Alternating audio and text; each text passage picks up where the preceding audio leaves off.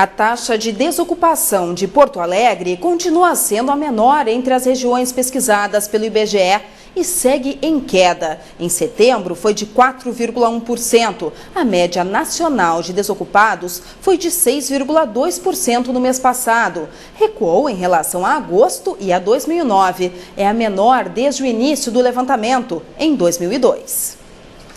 O desenvolvimento do Brasil faz o real se valorizar. Como resultado, o dólar acaba caindo em comparação à moeda nacional. Hoje fechou em R$ 1,69. No mês passado, a moeda americana chegou a uma cotação que não atingia desde 2008. Bom para os consumidores, mas um grande prejuízo para as empresas exportadoras. Esta empresa de equipamentos para construção e manutenção de estradas tem 70% da produção destinada ao exterior. Segundo o presidente da companhia, com a economia nacional valorizada, ele precisa pagar mais pela matéria-prima e a mão de obra que são brasileiras. O produto final é vendido em dólar, que se desvaloriza diante do real e o negócio acaba perdendo em lucratividade. Com a desvantagem em produzir para fora, as exportações da empresa caíram 60%. Há 2 anos o dólar valia R$ 2,20, eu recebia R$ 2,20 por unidade do meu produto. Hoje eu recebo R$ 1,70 por unidade, sendo que meu custo aumentou no mínimo em 20%, porque eu produzo a custos brasileiros. Com a moeda brasileira cada vez mais valorizada e uma taxa de juros atraente, especuladores estrangeiros injetam muitos dólares no Brasil. Para se ter um exemplo, apenas no mês de setembro foram investidos 16 bilhões de dólares no país, enquanto em outros períodos entrava apenas 80% deste valor em um ano inteiro.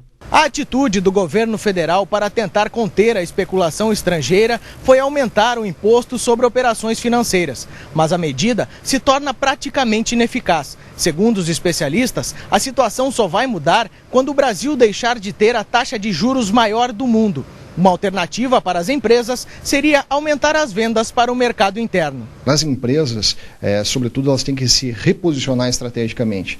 No cenário aí dos próximos 2, 3, 4 anos, ainda haverá muita incerteza sobre qual é o padrão financeiro global. Portanto, as empresas elas devem se voltar cada vez mais para o mercado doméstico. Países como a China e a Índia, que têm políticas nacionais que favorecem as empresas, estão fazendo com que o Brasil perca ainda mais a competitividade.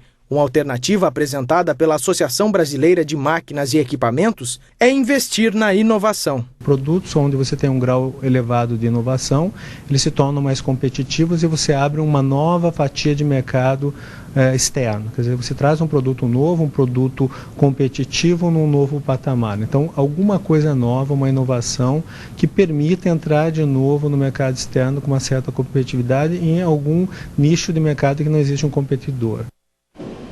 Segue a onda de violência no Rio de Janeiro. Um tiroteio apavorou os moradores do bairro Botafogo, Zona Sul Carioca. Um dos criminosos foi preso. Confira essa e outras notícias que foram destaque no país. Ontem à noite, quem circulava pela Avenida Carvalho Rodrigues se deparou com um tiroteio. Com a chegada dos policiais, o trio que tentava assaltar um motorista em frente à estação do metrô fugiu. Um dos criminosos, Douglas Medeiros Dantas, de 18 anos, foi preso.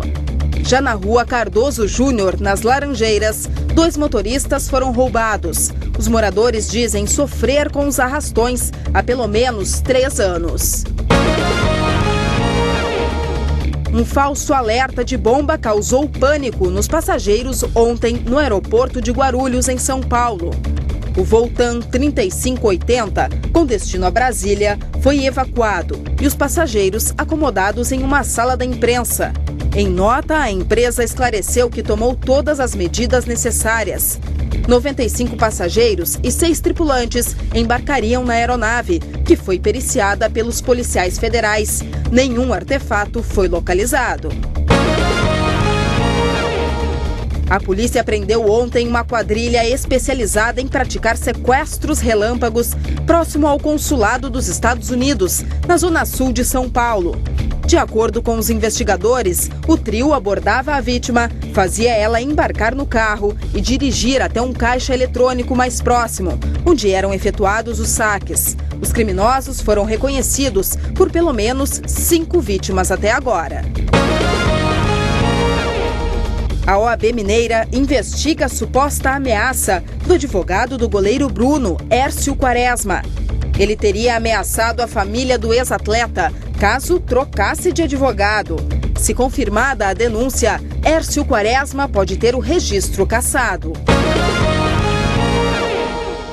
A frente fria que causou chuvas fortes no norte e no nordeste brasileiro perdeu força, mas as chuvas não vão dar trégua. Áreas de instabilidade se formam sobre a Argentina e o Paraguai e as chuvas tomam conta do Brasil. Veja nos mapas. Sexta, as áreas de instabilidade ganham força e a previsão é de chuva na maior parte do Brasil. O sol predomina apenas no sudeste. A grande quantidade de nuvens provoca a diminuição do calor no norte do Rio Grande do Sul, Santa Catarina e no sul e oeste do Paraná. À tarde, o calor predomina em toda a região sudeste, com exceção do litoral. Previsão de chuva em Porto Alegre. A máxima chega aos 26 graus. O sol aparece entre nuvens em São Paulo e em Natal. Dia nublado em Curitiba. A máxima vai ser de 24 graus. Para os próximos dias, mais previsão de chuva na maior parte do país. As contaminações pela superbactéria KPC aumentaram quase 70% em menos de 2 semanas no Distrito Federal. A informação é da Secretaria de Saúde. O número de vítimas fatais já chegou a 18. De acordo com os médicos, o uso indiscriminado de antibióticos é uma das causas da proliferação do micro-organismo. Basta sentir uma dor de cabeça, de dente ou de ouvido, até mesmo uma enxaqueca, que muita gente recorre a antibióticos. Várias vezes já. Infecção de garganta.